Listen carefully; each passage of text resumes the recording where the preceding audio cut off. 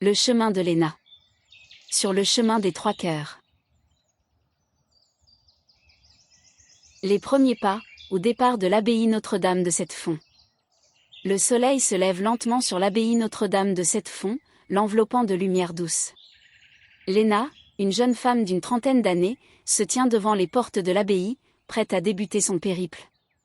Elle vient de traverser une période difficile, marquée par des questionnements sur sa vie, son avenir et la place qu'elle occupe dans la société et dans le monde.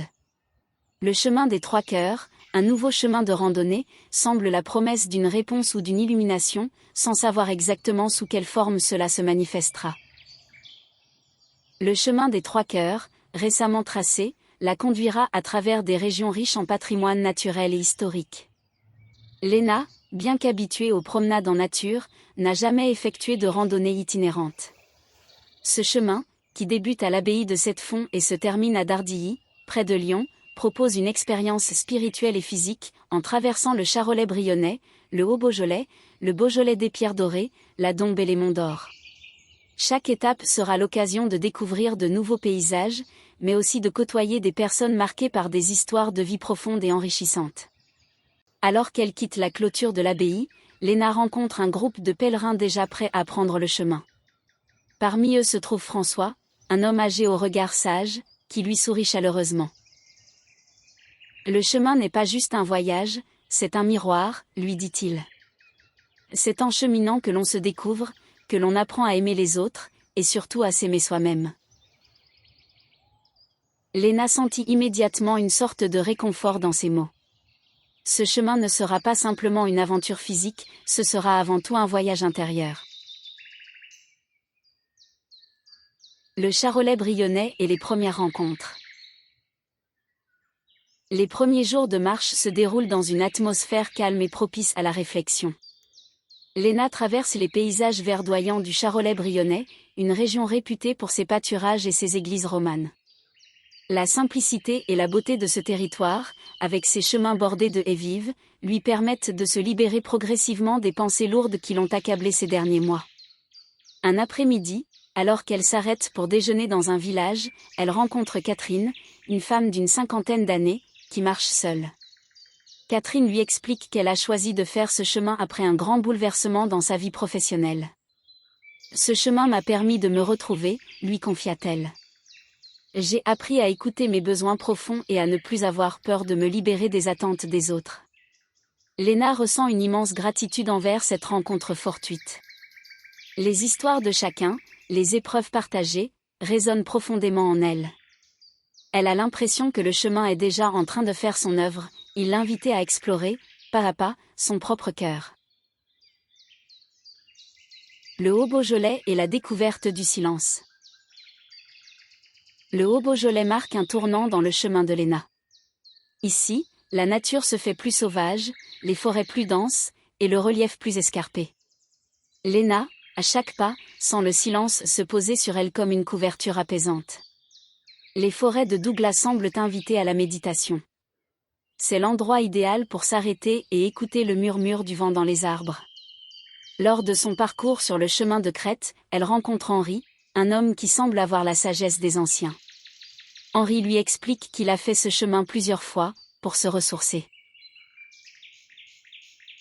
La solitude nous fait grandir, lui dit-il, mais c'est l'ouverture aux autres qui permet de comprendre qui nous sommes vraiment.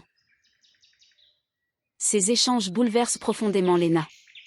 Elle comprend peu à peu que le chemin est un espace où les rencontres sont les véritables trésors. Les personnes qu'elle croise apportent chacun une parcelle de sagesse, une vision différente de la vie. Elle se sent prête à poursuivre, nourrie par ce silence et ces moments de partage. Le Beaujolais des Pierres Dorées et l'art de la bienveillance. Le Beaujolais des Pierres Dorées, avec ses villages de pierres dorées, marque une transition. Ici, les collines couvertes de vignobles sont plus douces, et les maisons en pierre jaune offrent une sensation de chaleur. Léna s'arrête dans un petit café à Oin, l'un des plus beaux villages de France, où elle fait la connaissance de Lucie, une artiste peintre locale. Lucie lui parle de sa passion pour l'art et de la façon dont elle utilise la peinture pour exprimer des émotions qu'elle n'arrive pas à mettre en mots. L'art est une forme de cheminement, dit-elle. Il nous permet de découvrir notre propre vérité et de la partager avec le monde. Léna, fascinée, passe l'après-midi à discuter avec Lucie de la beauté cachée dans les petites choses de la vie, dans les paysages, et dans les gens qu'elle croise. Cette rencontre renforce sa conviction, la beauté se trouve dans l'échange, dans la bienveillance des autres, et dans la capacité à voir le monde avec un cœur ouvert. La Dombe, et le retour à l'essentiel. Son arrivée dans la Dombe apporte un nouveau changement des paysages. Ces vastes étendues plates, dédiées à la culture, donnent à ce territoire un air paisible. Léna s'arrête un moment, peu avant Ars-sur-Formant. Le calme qui règne lui permet de faire un point sur son chemin. C'est ici, dans cette nature préservée, qu'elle se sent la plus proche d'elle-même. Le chemin des trois cœurs est en train de l'ouvrir à une vérité simple. L'essentiel réside dans la connexion avec soi et avec les autres. Léna croise un groupe de jeunes pèlerins qui a entrepris le chemin pour se reconnecter avec la nature. Thomas, un des plus jeunes, lui parle de la force de la méditation en marchant. Ce chemin n'est pas que pour les pensées profondes, dit-il avec un sourire. Il nous apprend à nous retrouver dans l'instant, à apprécier chaque moment de silence. Les Monts d'Or et la fin du chemin. Les Monts d'Or, tout près de Lyon, sont la dernière étape du périple de Léna. Le chemin devient plus urbain, mais la beauté des paysages et les sentiers rocailleux parsemés de cabornes, des cabanes de vignes, offrent encore une touche de nature bienveillante. Léna sait que son cheminement touche à sa fin, mais elle se sent transformée. Son cœur, autrefois lourd, semble désormais plus léger. À Dardilly, peu avant d'arriver à Lyon, Léna rencontre un dernier pèlerin, Pierre, un homme d'une 60aine d'années qui a marché avec son chien. Il lui parle de l'importance de la patience et de l'écoute. Ce chemin, dit-il, est une invitation à apprendre la patience, à comprendre que tout arrive à son temps. Rien n'est précipité. Léna, les larmes aux yeux, comprend que son chemin n'est pas simplement un voyage physique, mais aussi un voyage spirituel. Elle a appris à écouter son cœur, à rencontrer les autres avec bienveillance, et à se laisser guider par la beauté du monde.